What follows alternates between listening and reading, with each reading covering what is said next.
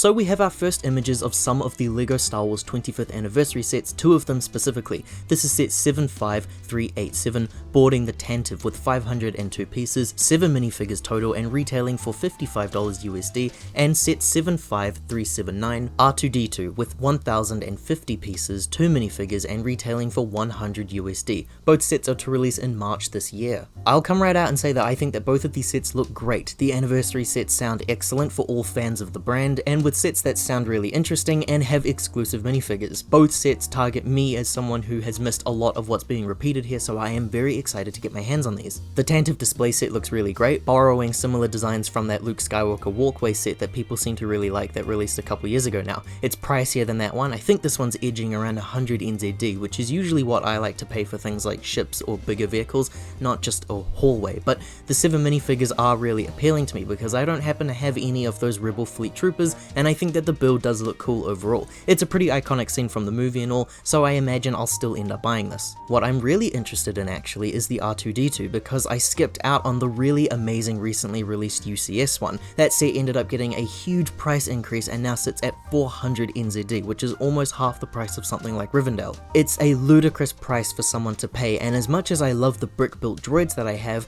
this set is priced the same as the Porg, BB-8 and Dio combined, so it was a very easy pass for me. While this new one is a lot smaller in its scale, it's also less than half the price, or at least it should be once it's translated. It's around 160 to 200 NZD ideally, but we'll see if LEGO decide to increase that price or not like they have done in the past when it comes to the USD translation. I think R2 looks great design-wise, and it's another set that I plan on getting. Now the real reason why everyone's going to be talking about Star Wars this year is for those anniversary figures that are included. In the 2019 anniversary wave, we saw a really cool special release of traditional yellow-toned minifigures based on the original heroes of the line, and here LEGO have done something that I think is going to excite and anger a lot of people. We are getting some incredibly designed characters in minifigure form releasing in completely unrelated sets. I do think that Fives and Malik both look amazing, and I also agree that putting them in unrelated sets sucks for the average consumer, but if this was the only way that I could get my hands on these figures, then so be it. My best advice for people is to try holding off until May for your LEGO Star Wars purchases.